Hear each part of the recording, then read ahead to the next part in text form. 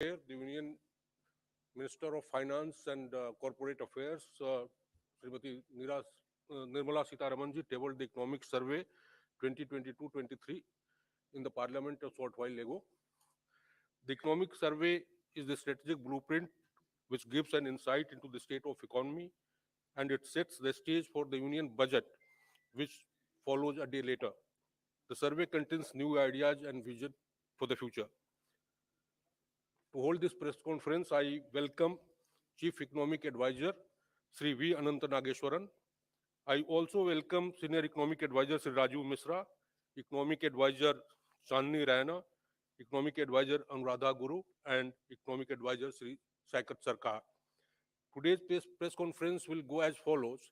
Uh, to begin with, the Chief Economic Advisor will make a presentation on the major details of economic survey. Thereafter, there will be question answer from you all. So over to. Yeah, we can. Sure. Just have to show.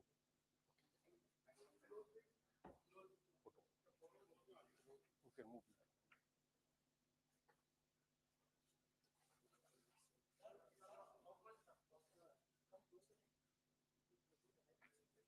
Oh, it's fine.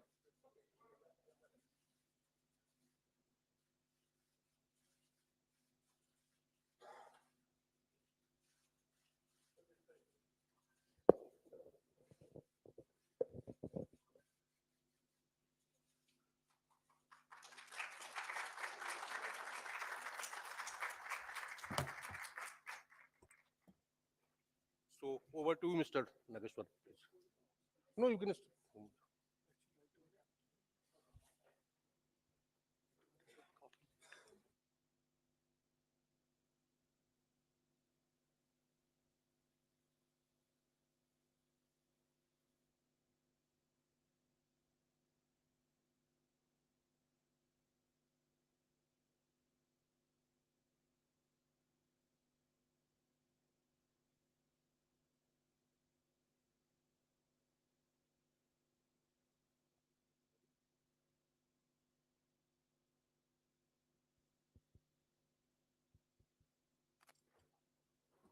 Good afternoon, everybody. Can you hear me well? So we just spent 1 month of 2023, so you still have 11 more months to go. So I wish you all a very happy and healthy rest of 2023. Uh, this morning, we had the International Monetary Fund release its World Economic Outlook update. And they maintained India's GDP forecast or estimate for current financial year at 6.8, next financial year at 6.1, and importantly, for 24-25, they kept India's real GDP growth forecast at 6.8%. So they show an acceleration of India's GDP after a slight dip, which they estimate for the next financial year.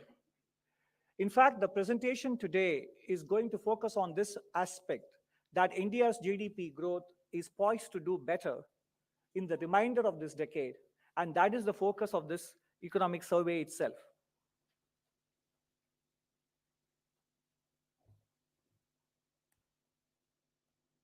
Okay.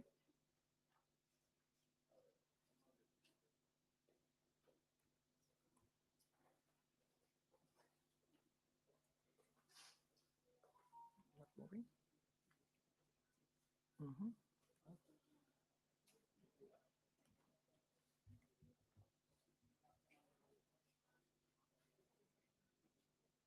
Okay.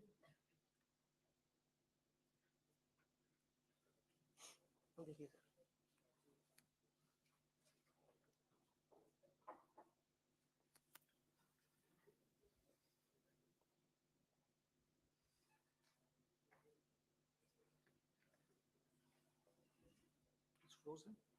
Okay.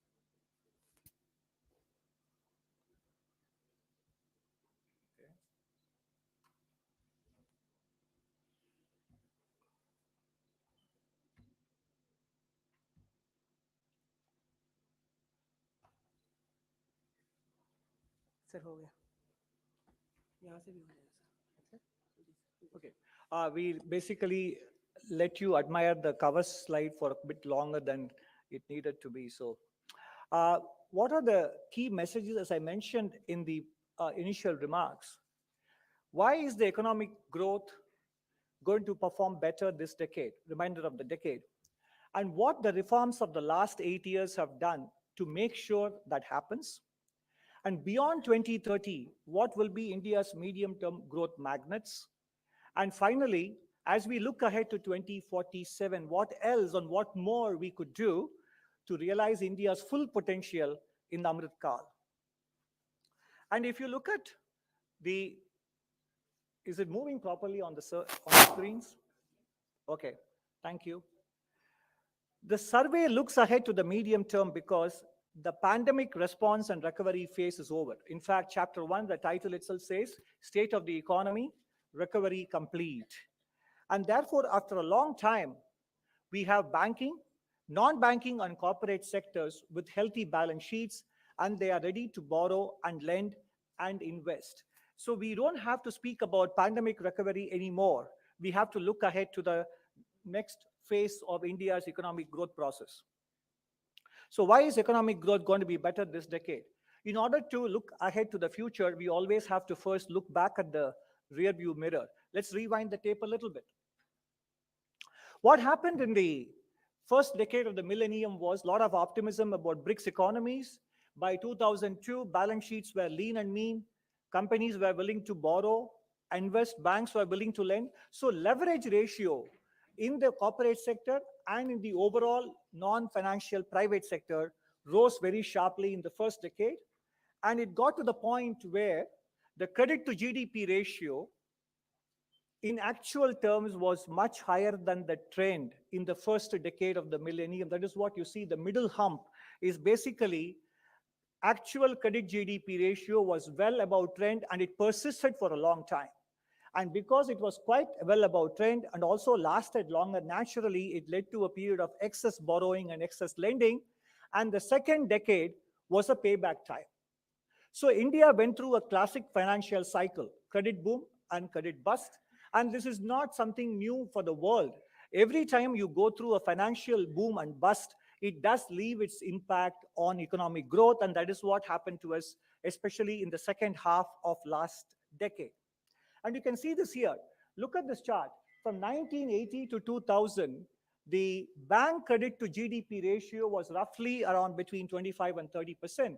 And then it jumped from 25 to 55, 60%, and spent the second decade of this millennium hovering in that range. This is the digestion process. So there was massive expansion. Remember, this is a ratio. GDP went up, but the bank credit expanded even more than GDP growth, and naturally, such a big spike within a space of 10 years, what we could not achieve in the previous 20 years, naturally had to lead to some kind of a credit indigestion problem, which had to be adjusted in the second decade. And now that process of indigestion that has been sorted out and the balance sheets are repaired now, and banks' non-performing ratio, whether it is scheduled commercial banks in general or public sector banks, they are lower now. And you can see that also banks have done so partly through recapitalization, raising fresh equity, and also through higher provisioning. So bank balance sheets are repaired, and that is why you see that in the credit growth picking up. You look at credit growth across sectors, agriculture, industry, services, and personal sector, housing loans and car loans, etc. The growth rate is now sustainably above double digits. And this is a sign that this is what we were missing towards the second half of last decade because of balance sheet issues. So quickly summarize exactly what happened was 2005 to 12, credit boom that led to balance sheet stress later, phase of a higher non-performing assets due to past forbearance. And then by the time we could repair, just want to leave one statistic with you. The non-financial private sector leverage ratio, debt to GDP, went up by 40 percentage points in the first decade, from 2000 to 2010. And from 2010 to 2018, it came down by 30 percentage points. And by 2018, that was kind of done. It had bottomed out. But before we could start expecting corporates to borrow and banks to lend, came the collapse of IL&FS and some housing finance companies. And by the time we got a grip on that problem, came the pandemic. That lasted 2 years. And then 2022, we had the commodity price shock and synchronized monetary policy tightening after a very long time in the developed world. So it's a case of balance sheet stress followed by successive one-off exogenous or external shocks that have basically prevented the impact of economic reforms pursued by the government on economic growth. We would have seen the results already, but for these successive one-off shocks on the back of a fairly large credit boom that turned into a bust. The reforms of the last 8 years, which I just now mentioned to you, basically spans multiple dimensions. It is not purely about economic reforms for higher growth. It is also about inclusive growth, financial inclusion, banking cleanup, the creation of the digital public infrastructure, which I think I'm going to talk about a bit later as well, and contribution to healthy India, ease of living, and continuing on to the next slide, physical infrastructure creation, facilitating investments, transparent taxes and tax administration, ease of doing business, and farmers' welfare. So broadly speaking, about 10 areas we have covered here. These reforms were happening even as the banking cleanup was going on. And this episode between 2014 and 2022 has a lot of parallel to what happened between 98 and 2002 as well. Then, as now, the banking system was coming out of an NPA crisis, and there were sanctions on India after the nuclear device was tested in Pokhran in 98, and deleveraging was getting on in the banking and corporate sector. There were 2 successive droughts. The technology boom ended, internet boom ended in 1999-2000, and the US recession followed, 9/11 happened. But amidst all these shocks, interest rates were deregulated, privatization was pursued vigorously, and the first foundations of the insolvency and bankruptcy regime was laid with the asset recovery mechanisms. The FRBM Act was introduced, and today's digital infrastructure, which we talk about, the foundation for that was laid with telecom reforms in that era. But obviously, there is a lagged effect for these reforms to show through in the data because underlying conditions had to turn favorable. We talk of public digital infrastructure. Okay.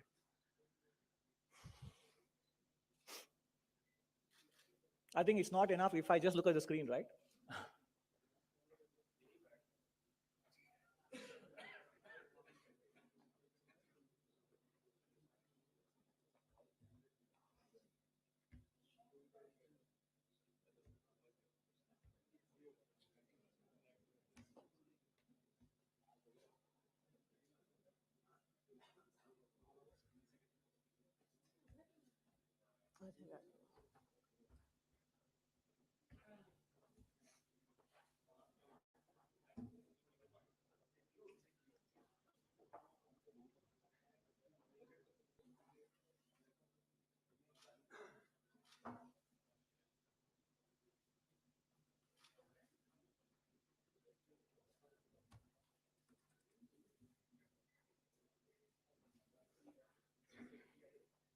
Yes.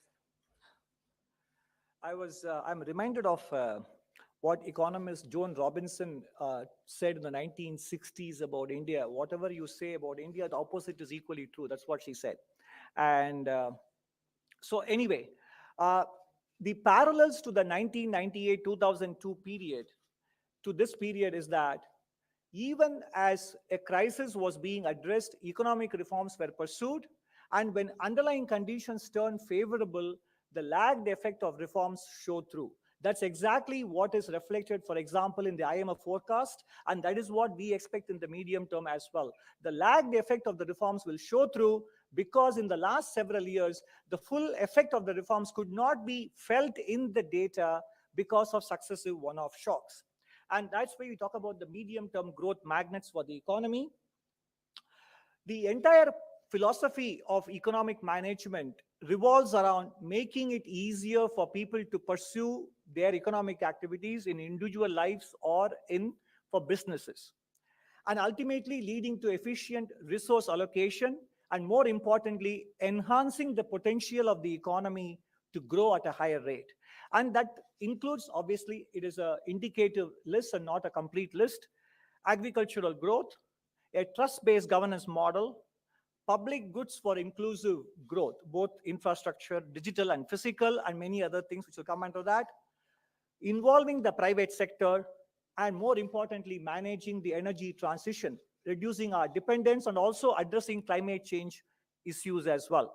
It is not about the government doing things for the people, but also involving people in the process. Everybody is a participant in the development process. That is why it is Sabka Saath, Sabka Vikas. So it is not just a government being an enabler, but government being a partner to economic growth. First, we deal with one of the pillars, agricultural growth. This, thanks to many of the initiatives which you see around this slide, what you see is that the share of private sector investment or capital formation in agriculture has reached a level which is higher in the last 12 years. Since 2013-14, 9.3% of overall gross capital formation is contributed by the private sector in agricultural sector. And it has been facilitated by the creation of the Agricultural Infrastructure Fund, a national agriculture market which has linked farmers with direct buyers, FPOs which take into account organic farming options as well, and more importantly for the farmer, income support as well as risk management through crop insurance. All of these things have paved the way for greater participation of the private sector in capital formation in the agricultural sector. This sector is no longer about being a primary sector. It also has tremendous export potential, as we have been observing lately in our merchandise goods data for the last several years. What about the trust-based governance model, the second pillar of the development and growth strategy? The Insolvency Bankruptcy Code restores trust between the borrower and the lender. The borrower has an exit option and so does the lender. And that is the key to this. And the important thing is, more than 7 lakh cases, even before they come into the IBC process, have actually gotten resolved before they enter the process. And that is the most important thing, which doesn't get captured in the data. The usefulness of IBC is in ensuring borrower payment culture even before they enter into a resolution process.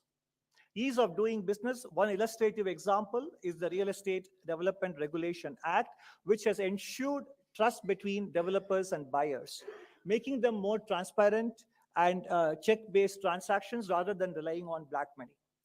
Effective governance is about making sure that the public don't feel threatened by legislations and rules and regulations, and every time they commit a mistake innocuously, it need not be deemed a criminal offense. So decriminalization of many provisions of Companies Act and several other economic offenses restores trust between the governing and the governed as well. And in terms of the trust with respect to public accounts and public money, there are many dimensions. It is not just about the quality of expenditure that has gone up in recent years. Of course, capital expenditure in government budget has gone up from 12% to 19% in the last 5 years, and revenue expenditure share has gone down. However, it is not just about the quality of expenditure improvement. The way the government has become more transparent with respect to the budget deficit numbers, the prudential assumptions being made for budget deficit calculations, etc., expenditure management, making sure that public procurement is transparent and enables everyone to compete and have a fair shot at becoming a supplier to the government. All these things are part of fiscal and public expenditure management.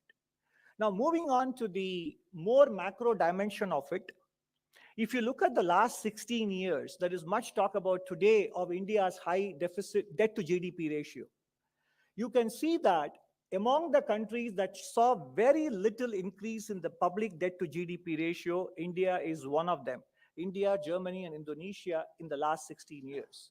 In fact, you will see in the survey in chapter 3, we have done an exercise, a counterfactual exercise.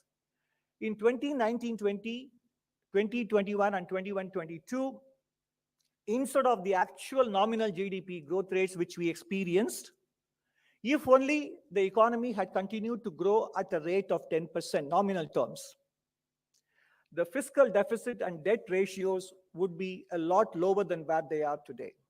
The point is, because of India's growth dynamics and the cost of capital being lower than the nominal GDP growth, there is enough scope for the fiscal parameters to improve in the coming years once we achieve sustained and steady growth as we expect.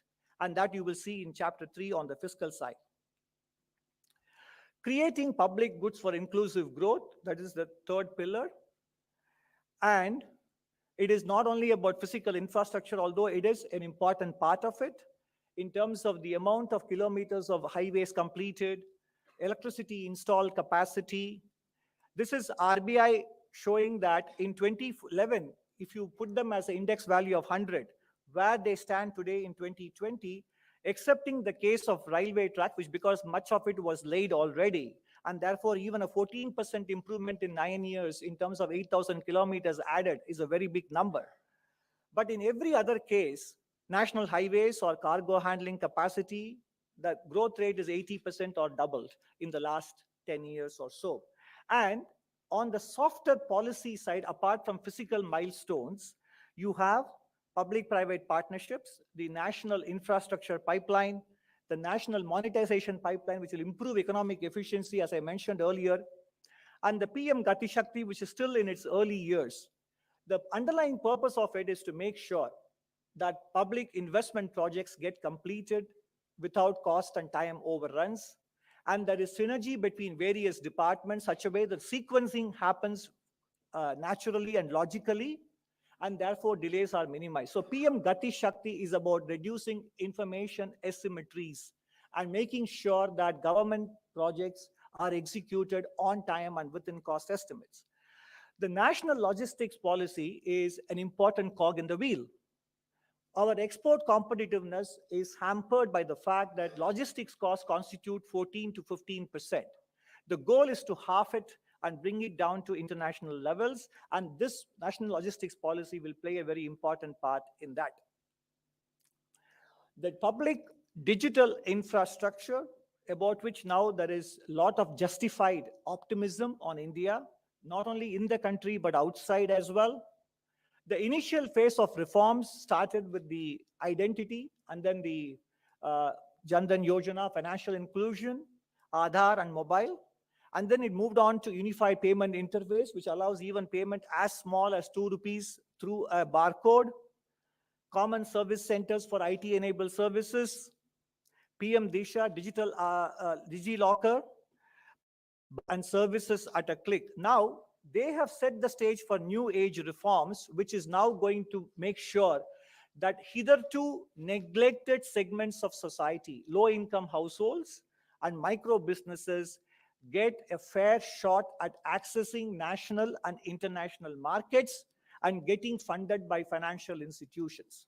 These digital developments allow all of them to leave their digital footprint, which creates a credit history for them so that they are able to access finance as well as access markets. And that is the potential of digital infrastructure. Even though it's almost 5-6 years old since the beginning, formal study of how much digital infrastructure contributes to growth is yet to be undertaken. But it is my belief that India's improved balance sheets and the digital infrastructure together will add anywhere between 60 to 100 basis points to India's potential GDP growth, which is what we were missing in the course of the second decade. This is an elevation and enhancement in India's potential GDP growth because the baseline assumed to be around 6% by many international organizations. But what is important is we have a financial cycle that was disrupted in the second decade. That is coming back. And we have the new development public digital infrastructure that is adding another 30 to 50 basis points. So together, these two developments add about 50 to 100 basis points to the trend growth, which many organizations peg for India at 6%. And that is why my optimism is that in the coming decade, rest of the decade, the potential GDP growth, without taking into account export potential, because the global economy is still rife with uncertainty, the growth rate could be around 6.5 to 7% rather than between 6 and 6.5%. Ultimately, economic growth is only a means to an end. And what is that end? The end is prosperous and dignified living for citizens. And therefore, basically, the chapter on the social sector, in a departure from the previous economic surveys, we have actually brought it to the front of the economic survey. After the initial state of the economy, medium-term outlook, fiscal and monetary affairs, inflation, the sixth chapter in the survey is on social sector, and perhaps it is the longest and the biggest chapter in the entire economic survey this year. And there is a reason for it, both in terms of its placement and its size, because the interventions made by the government have been substantial, and it is to make sure that no one is left behind. This is about inclusive growth. And as you can see here, and the survey, not only the full document, but the highlights also capture the elements of this with outcomes as well, ranging from electricity, healthcare, food security, affordable housing, drinking water and sanitation, all the way to cooking fuel, all-weather roads and skill development. Outlays have become outcomes, and they are covered in detail in the social chapter. More specifically, in terms of outcomes, you can see here, general government spending, both union and state governments put together. Education spending has gone up from 5.3 lakh crores to 7.6 lakh crores, and health almost more than doubled in the last 3 years. And other than health and education, we have gone up from 4.86 lakh crores to 8.3 lakh crores approximately. The outcomes are seen on the right side. Primary school dropout rate has come down from around 4.7% down to 1.5. The pupil to teacher ratio has improved from 34 to 26, and there are going to be 14,500 PM Shri schools to be established in the next 4-5 years. And while we are seeing the pupil to teacher ratio improvement happens, it is a matter of time before they also show up with respect to the cognitive and non-cognitive skill proficiencies of our students in the primary and middle school. Health and education are two important pillars of any family's life. So the gamut of health initiatives, starting from the National Health Policy on your bottom left, continuing all the way in 2022 up to Pradhan Mantri TB Mukt Bharat Abhiyan to end TB by 2025, National Tele-Mental Health Program. Of course, it will be a travesty if I leave out the successful COVID vaccination program. You only have to look at several other countries to understand how important a role this has played in ensuring a quick turnaround of the economy and restoration of normalcy in our own daily activities. 2.2 billion doses and still counting. And that is a success of the not only the vaccination planning and execution, but also its role in economic recovery process. Again, it is not enough just to speak about the policies, but also important to mention the outcomes. Maternal mortality ratio has come down in the last 7 years, 167 to 97. Child mortality ratio has dropped from 45 to 32. And under 5 mortality ratio has dropped from 39 to 28. Because of these, and because of government's health insurance programs, a family that used to spend nearly 2/3 of health expenditure on its own is now spending only 48%. And stunting under 5 children is down by about 3 percentage points, and institutional delivery births have gone up from 79% to 89% in the country. which is a good sign, which means it will naturally have an important role in reducing both infant and under 5 mortality, as well as more and more institutional births happen. What about the private sector participation?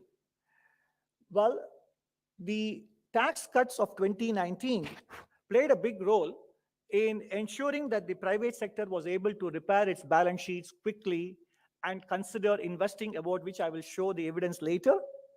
And this also has paved the way for production-linked incentive scheme to be implemented. This scheme is a very important strategic decision. If you look at the history of East Asia, there was active industrial policy that played a big role in them joining the first world within a space of a single generation.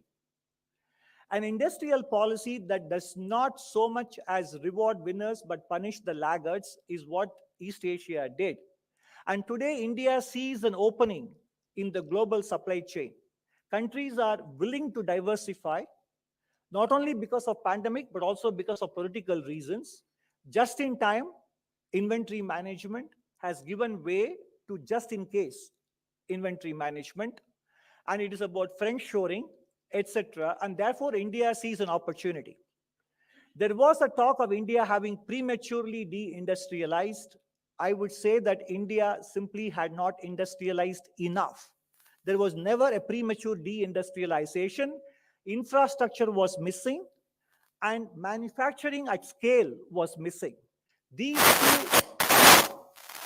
two missing gaps have been now plugged with the creation of physical and digital infrastructure and the PLI policy, which basically ensures that India is able to create global scale in local manufacturing for export markets. And the important thing to remember is PLI is a portfolio approach, and there is no payment in anticipation of performance. Payment of incentives happens after the units perform and deliver excess production over and above their benchmark. If they don't produce, they don't get the incentive. So it is a payment against performance and not payment in anticipation of performance.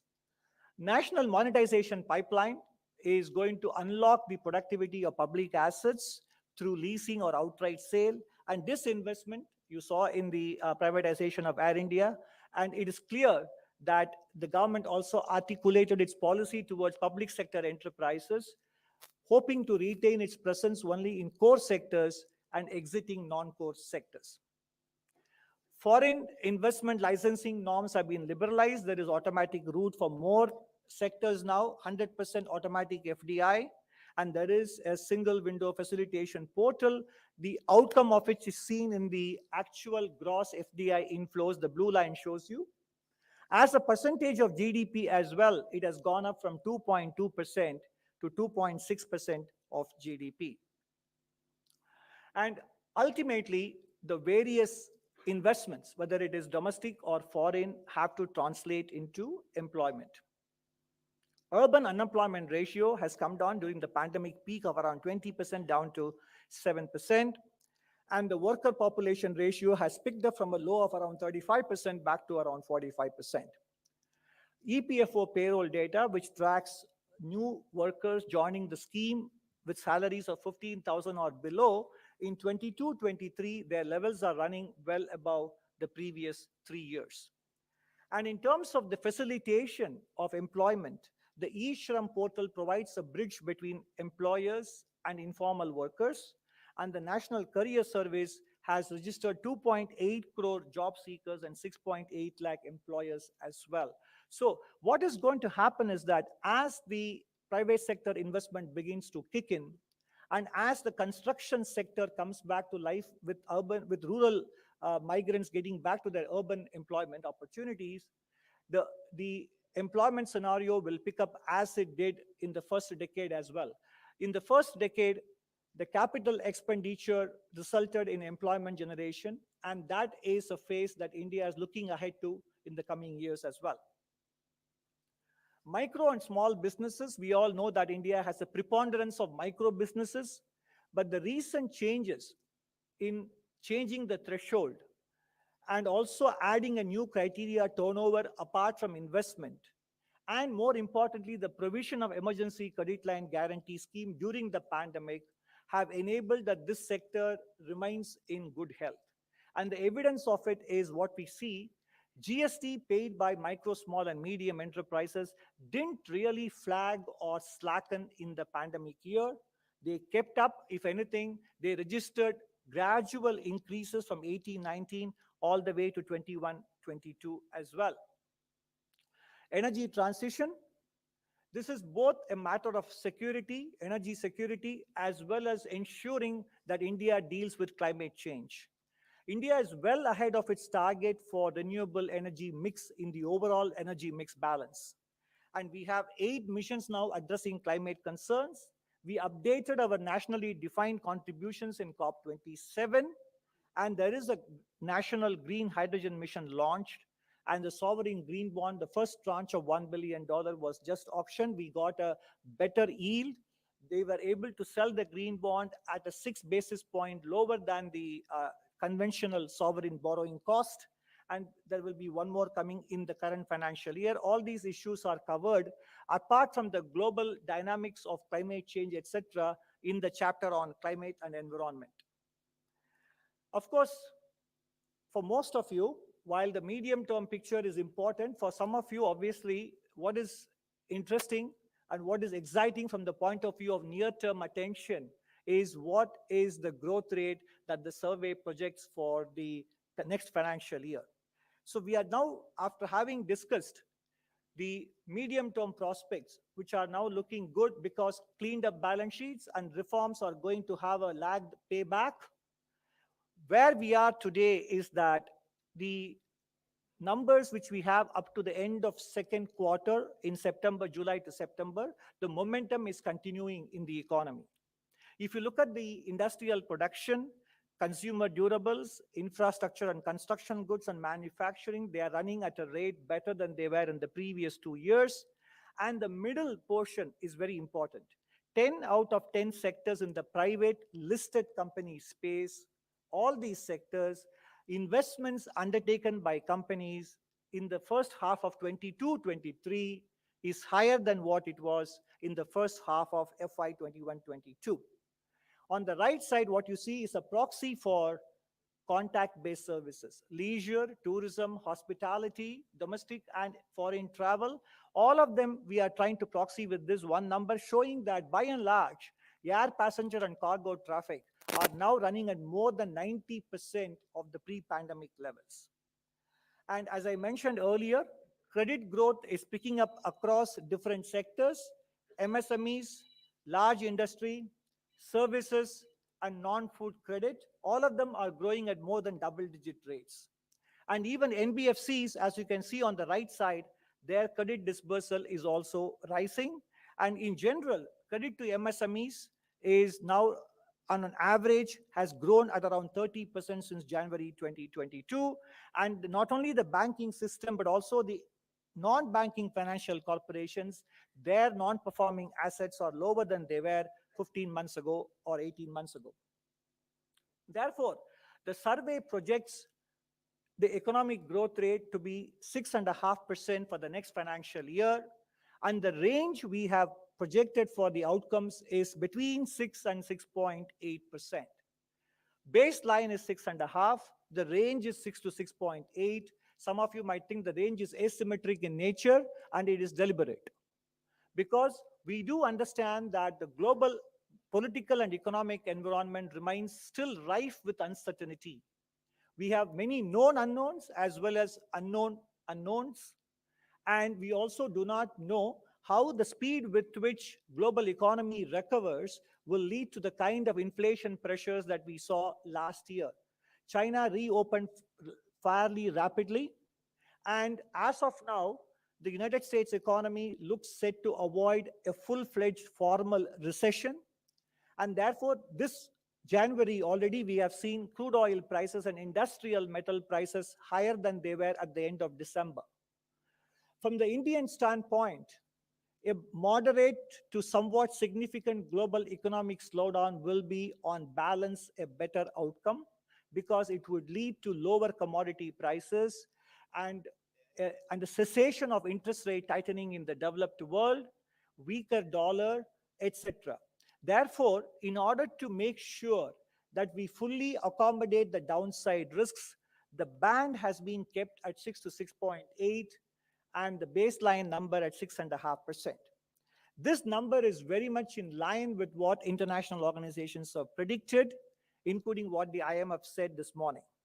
So therefore, ladies and gentlemen, we have basically come to the end of the presentation. And in this last slide, as I mentioned at the very beginning, what more can be done to ensure that the potential GDP growth does not stop at 6.5 to 7%, but goes beyond that, even if global growth and export prospects remain somewhat moderate. India has the potential to enhance its GDP growth by attending to many of the domestic challenges in itself, including starting with administrative reforms and enforcement of contracts, leading to what I always say, divesting from life insurance corporation is one thing, but divesting from license, inspection, and compliance, that is more important. So that has to happen at the level of union government, state governments, and local governments.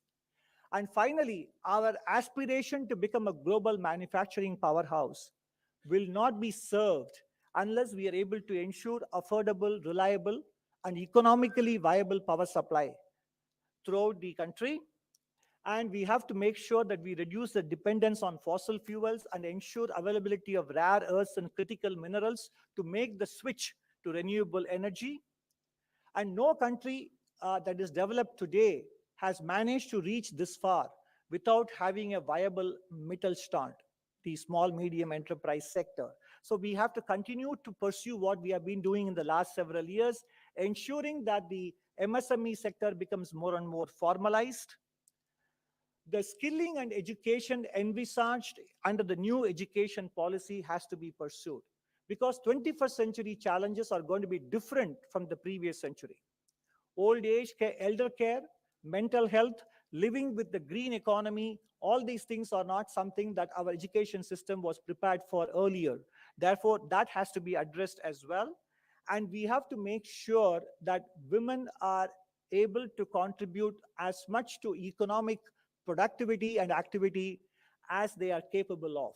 And today's Republic Day, this year's presentation focused very much on Nari Shakti as well.